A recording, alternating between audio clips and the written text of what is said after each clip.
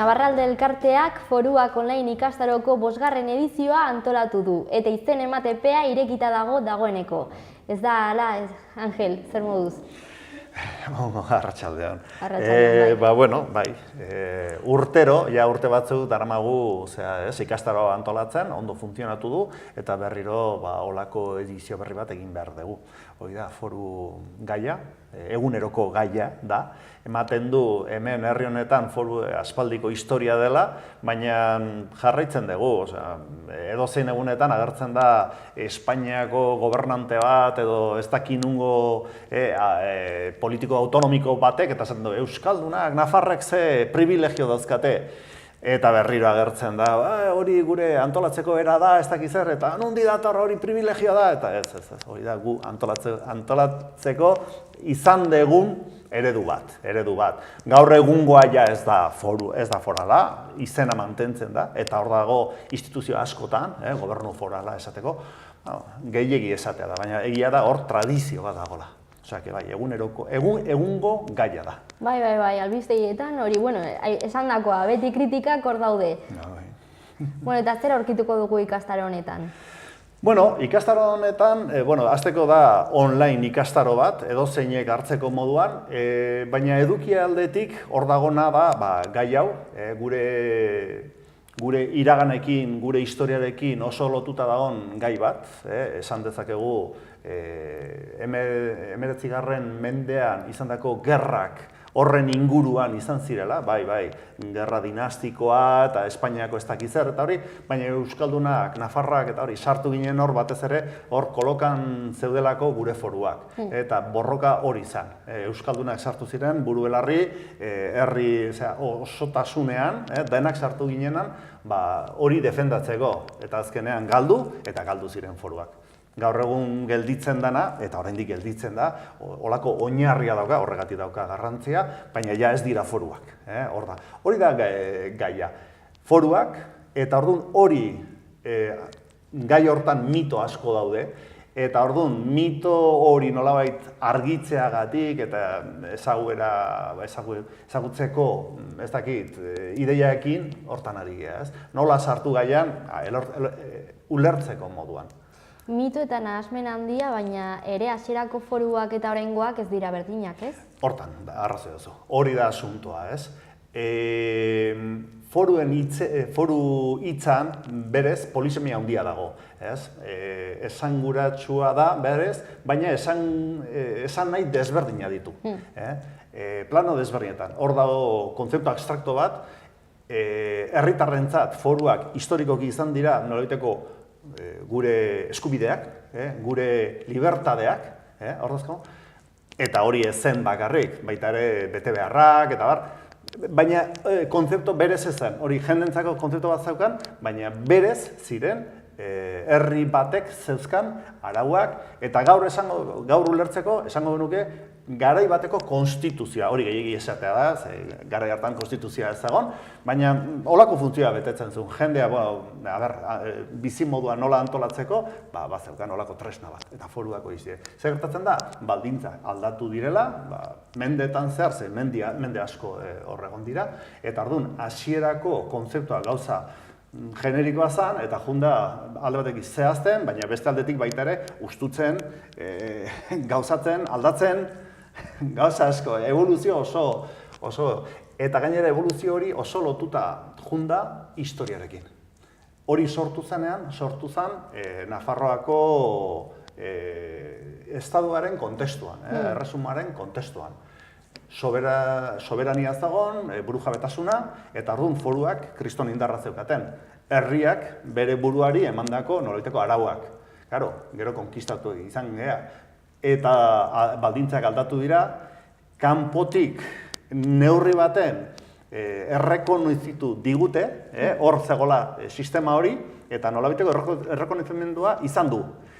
Eta konkistatuak izan da nolabaiteko bizimodua mantentzeko guk ere horri heldu diogu. Orduan badago holako jokua, baina gero eta balore gutxiagokin burujabetasun hori beti bidean galtzen.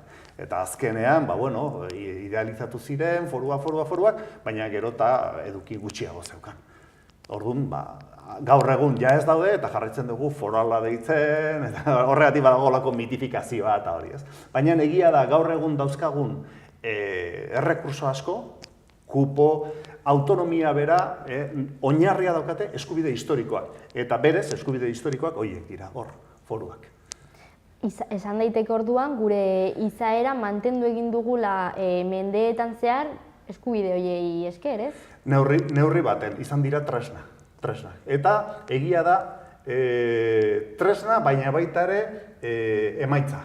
Euskaldunok egin dugu hori, gure buruan antolatzeko, orduan oso lotuta dago gure identitatearekin, baina baita ere identitate hori mantentzeko eta egiteko tresna izan dira. Eta zentu hortan balore handia. Identitarioa, politikoa, tresna, dana. Azkenean guk sortutako zerbait izan delako. Bai, hor badago anekdota bat, jendea ulertzeko, ze balore daukan edo nundi jotzen dugun, eta hori ikastaroan hori ikusten da, baina da dato bat, eta da, beste kontestu batera baldin badaz Europara, ezken finean hori da gure kontestu naturala, Europan bizi da gure herria, eta inguratuta, eta nahastuta, eta nolabiteko interakzio baten, eta konturatzen bazea, hor dauzkazu, Frantzia, nola antolatu zen Frantziako estadua? Frankoak etorri ziren, hor zegoen Lagalia da hori, etorri ziren, hartu zuten boterea eta beraiek kanpotik konkistatutako herri baten inposatu zuten edo antolatu zuten estadua beren erara. Kanpotik eta konkistaren baten ondorez. Inglaterran, angloak, Borgoinan, burgundioak, Alemania, bazoaz ikusten, hor gehien bat, holako herriak izena eta estadua eman diotela. Euskaldunak ez. Hemen, Nafarroan, Nafarrek antolatu dugu gure herria. Goraberaekin, erregeekin, jauntxoekin, nobleekin, denekin, konflikto guztiekin, baina gu. Eta orduan gure antolamendua ez da kanpotik etorritako sistema bat, baizik eta hemen izandako, tradizioekin, ohitureekin, arauekin, baina gure artean nolabait errekonozitutako sistemaekin. Eta horrela esaten da. Europan badaude bestelako zuzenbide sistemak, batez ere adibidez, erromatarrana, gaur egun derecho zibil esaten dena, hortik dator, baina euskaldunak desberdina izan dugu, eta da derecho konsuetudinario, ohituretan oinarritutako sistema. Hau da, hori da derecho pirenaiko, berezia, gurea, eta arauak izan dira hortan, eta hori gainera, legetan horrela islatzen zen, horrela herrian egiten zirelako, eta hortik hartuta dago, ez? Hoiek dira foruak, gorabera askokin, ez? Eta nola gauzatu diren, eta hori, ez? Baina azken finean, derecho konsuetudinario izan da zuzenbide, ohituretan oinarritua. Eta gero, garapenarekin zer ikusia duen ez dakit, baina ere, erreinuaren barne autonomia zuten eskualde ezberdinak, ez? Ez da hola. Gehiago dala, historiaren goraberekin lotuta jundela olako garapena. Hasieran daude, foruak orokorrean eta hori, hasten dira herrietan, hirietan jartzen. Hor zeuden ohiturak, tokiak eta hori, eta momentu baten erregea errekonozitzen zien bere arauak eta hori, ez? Eta ematen zien nolabaiteko gutuna, karta, hiri gutuna, ez? Adibidez, Jakakoa, edo Jakakoa gero eramaten da Lizarrara, gero Lizarrakoa Donostira, Gasteiza eta hori, eta tokiz-toki eta hori. Momentu baten, Nafarroan nolabaiteko krisia edo aldaketa bat ematen da. Antxo Azkarra hiltzen da eta bere hiloa etortzen da errege bezala, Teobaldo, Txanpaina etxekoa. Nolabait, frantsesa, franko, olako zen, baina kanpotarra. Etortzen da ona, beste kultura batetik, eta gobernatu nahi du. Eta esaten dute, kontuz, hemen badaukagu gure arauak. Nola, ni naiz erregea, baina errespetatu behar ditugu hemengo arauak. Eta horretarako idatzita jartzen dira. Horregatik, horrela sortzen da, lehendik bazagon foru zarra, baina horrela egiten da lehendabiziko foru orokorra. Presioarekin, borrokarekin, hor badaude Obanoseko juntakoak eta barta, badaude infanzonak eta hori, historia hor dago, ez? Hor daude goraberak. Eta, orduan, horrela sortzen dira errege franko bati garbi jartzeko, hemengo sistema zein zen eta hori horrela idazten da. Claro, zer gertatzen da? Bitartean, gaztelaldetik badago gerra, konkista eta hori, eta konkistatutako, Nafarroan galdutako eremuetan, olako sistema bat jarri nahi dute, jendea pozik mantentzeko. Orain, gaztelarra zaete, baina, bueno, zuen ohiturak eta hori jarraitu eta hori. Eta nola? Eta horretarako, baita ere, sortu ziren lurraldetako foruak. Bizkaikoa, Gipuzkoa, Arabarra, eta barrez. Eta orduan, badauzkagu, autonomia zuk esaten duzu, edo lurralde, baina dira lurraldetako foruak. Ja, desberdin, ikusten duzu, badagola, noliteko evoluzioa. Lehen da bizi foru municipalak, gero orokorra, gero lurraldetako foruak, eta evoluzioa. Baina, karo, kontestu hortan baita ere, hasieran foru burujabetasun aldetik sortutako foruak, galtzen dutela puntu hori, eta ja behar dezula, nolabiteko, menpekotasuna gaztelako erregeri, eta bueno. Azkenean, foruek Euskal Gizartearen eta Espainiar Estatuaren arteko harremana finkatu egin dute, ez? Hola da, eta horren bitartez finkatu da harreman hori. Gauzatu da horren bitartez, eta horregatik izan dira hain konfliktiboak, eta momentu batzutan Euskaldunak defendatu ditugu olako baldintzak eta olako arauak eta hori, eta bestaldetik Espainia, Gaztelak eta hori, junda beti hori, rekonozimendua, baina gutxitzen beren interesen arabera eta konfliktuak eta hori. Eta momentu batzutan, azkenean izan dira, beraiek, foruak, konfliktuaren mamia edo ardatza. Eta prozeso guzti hortan, esan nahi batetik jungea, galtzen, moldatzen, eta polixemia hortan sartzen. Azkenean foruak oso garbi ez dakigu zesan nahi duen, baina guzti hori da. Sabino Aranak ere foruak erabili izan zituen bere teoria nazionalista eraikitzeko, ez? Neurri baten, nik esango nuke teoria nazionalista sortzeko ez, baina igual edukia bai. Azken finean, Sabino Arana karlista zen, movimiento foralista batekoa, bere familia oso foralista eta oso karlista zentzu hortan, eta berak konturatu zen, gerra galduta zeuden, gerra karlistak, foruak galduta zeuden baita ere, neurri baten mantentzen ziren kontzertua eta olako, bestigio batzuk, eta berak hori defendatzagatik ikusten zuen, ja ez zela nahiko. Orduan berak formulatzen duena da, Euskaldunak ez garela, ez frantsesak, ez espainolak, eta Euskaldunak izateko estatu berri bat eta independentzia behar genuela. Formulazioa paradigma berri bat sortzen du. Formulazio horrek ematen dizu beste plano bat, ez ditugu nahi foruak. Gu nahi duguna da, estatu independiente bat, erabat soberano, eta bar. Foruak, baina, gero hori nola egiten da, eta prozesu hori nola garatzen dan, foruen bitartez. Horiek dira gure eskubideak, eta horren bitartez, hori da. Hoi da, ez? Matiz importante da, ze hain zuzen Sabino Arana planteatzen duena da hori gainditzea, baina beti hortik abiatuta. Azken finean hor dagona da Euskaldunen kultura politiko bat. Beti oso hortan zentratuta guk gure buruari ematen dugu gure arauak, gu antolatzen gea horrela, horren bitartez, eta hori da gure kultura, gure sistema, gure identidadea, ez? Horregatik oso importantea da ezagutzea, ze azken finean guzti hori desagertu da, baina herria ez da desagertu, eta hori jarraitzen du, horregatik jarraitzen dugu, orain beste izen batekin, autonomia, ez dakiz zer, derecho a decidir, badaude formula asko, baina bueltaka ari gea, errota berean. Eta azkenean pentsa molde eta bizimoduen ondarea dira, ez? Hori da, eta azken finean ondarea da, eta horrek egiten gaitu, hor gabiltza, ez? Hori da gure kultura azken finean. Guzti hau kontutan hartuta orduan, zer da ikastaro honek egingo duen ekarpena?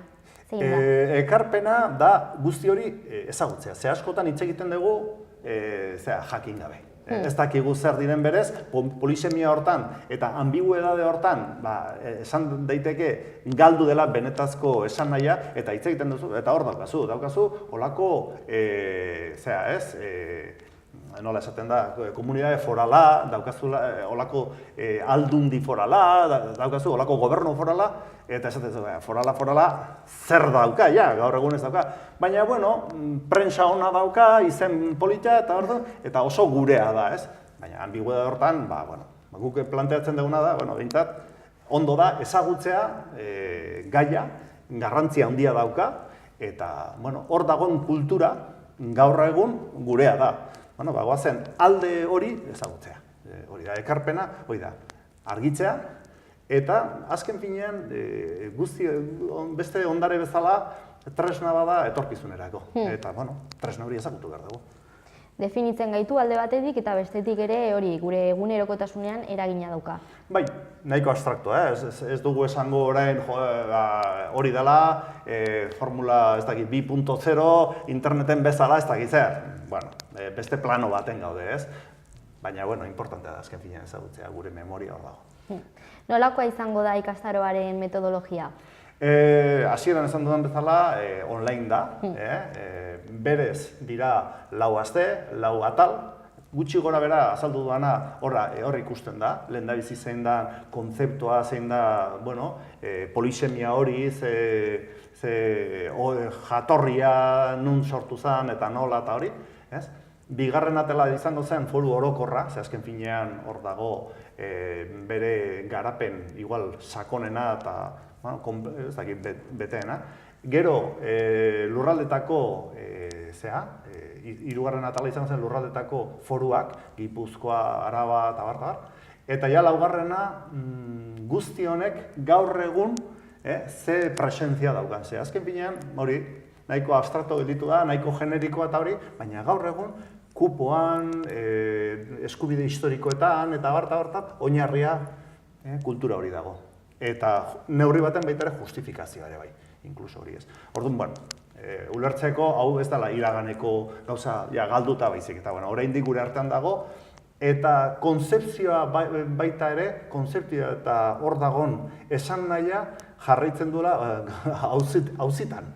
Askotan olako polemika sortzen direnean, Euskaldunen kupoa eta hori, eta hori da gu antolatzeko daukagu formula, eta funtzionatzen du zuena, baina hobeto. Ze hizkuntzatan eskainiko da?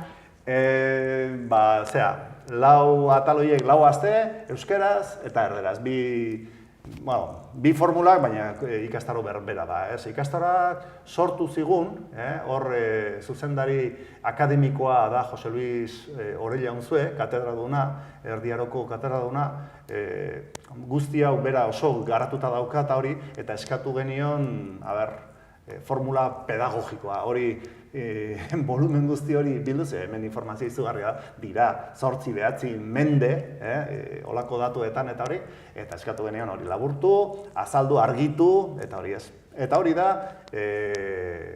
interneten bidez, zabalduko dena, eta badago segimendu bat, sistema klasiko bat online, oso erresa, eta edozeinek hartzeko moduan. Edozeinek ez dago baldintza bereziren bat? Formakuntza minimoa izatea, ordenadorea manejatzea, eta irakurtzen, eta hori formula, hezkuntza minimo bat izatea. Hau egia da, interesantea dela, historia estudiatzen dutenentzat, zuzenbidea, antropologia, gure herria maite dutenentzat, dana ez, baina, egia da, ikasleak, irakasleak, normalean hau ez da ematen unibertsitateetan, eta da gai oso interesante, nik egin dut zientzia politikoak, eta hori ez, gero sartzen zea gaur egungo administrazioetan erabiltzen den sistema eta hori, eta topo egiten duzu guztionekin, baina inor ez dizu azaltzen. Hor dago, esan gabe, formula hauek gurea dira, ez ematen du, holako akordio bat egin dela, eta jakin gabe nondik datorren, ez? Hola, hobeto ulertzen da. Noiz hasiko da eta noiz arte?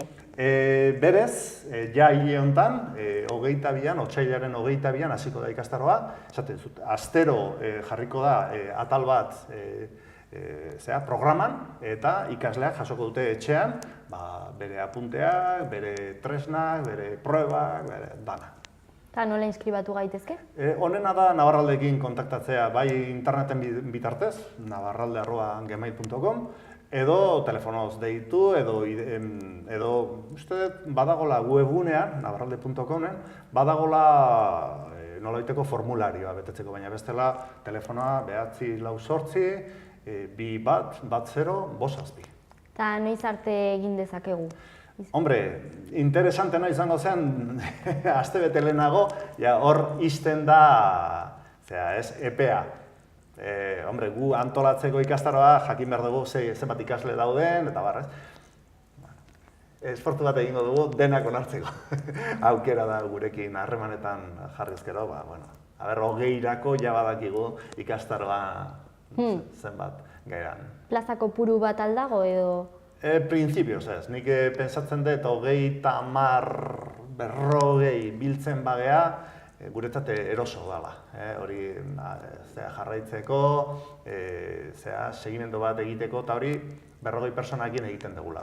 Baina, jende gehiago apuntatzen bada, horren arte olako ikastaroak izan dira, eta oso erosoak guretzat, eta ikasleak oso pozik. Egia esan, beste ikastaro batzuk egiten ditugu, ikastolekin batera akordioa dauzkagu eta hori, eta jendea oso pozik. Ni konturatzen naiz, beste ikastaroak egin dutenak, gero topatzen dituzula berriro ikastaroak. Hori, gustora gelditu direlaren seinal edo, ez? Ondo. Bosgarren edizio bat izateko hori da arrakasta izaten duela, ez? Bai, funtzionatzen du, eta debateak izan ditugu jendeekin, eta konturatu geha, jendeekin, elkarrizketetan eta hori, hasieran modu abstraktoan foruak, eta jende ez dakiela, edo gamazada ez dakizer, eta hor daude referenteak nahiko mitikoak, nahiko hola, baina gero, berekin hitz egiten dezunean, beste maila baten zaudela, funtzionatzen du, eta gainera oso tresna erresa da, oso pedagogikoa. Jendea gero, badaki zertaz ari nahi zen. Eta kurioso da, ze normalen herri honetan jakin gabe asko hitz egiten da. Hori askotan ikusten da, batez ere politiko batzuk, kanpotarrak gehien bat, hitz egiten da, Euskalduna privilegioak eta nafarrak ez dakizer. Eta konturatzen zera, ez dakitela zertaz ari diren. Ematen du, Espainiak ordaintzen digula, foruak izateagatik edo kupo izateagatik, ematen digula ez dakizer, ez alderatzen da. Gure burua antolatzen dugu, eta gainera, gure aportazio, gure ekarpena egiten diogu, Estatuari,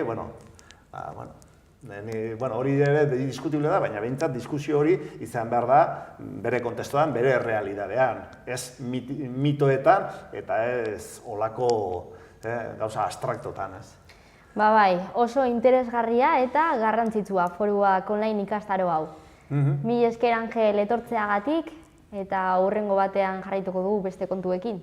Mila esker zuei olako aukera emateagatik, ze azken finean hori guretzat baita ere guk egiten dugu lana, eta behar dugu, jendea enteratzen dan, eta ailegatzen gean hori publikora, oso importantea da, eta eskerra zuei horregatik. Hurrengora arte. Vale.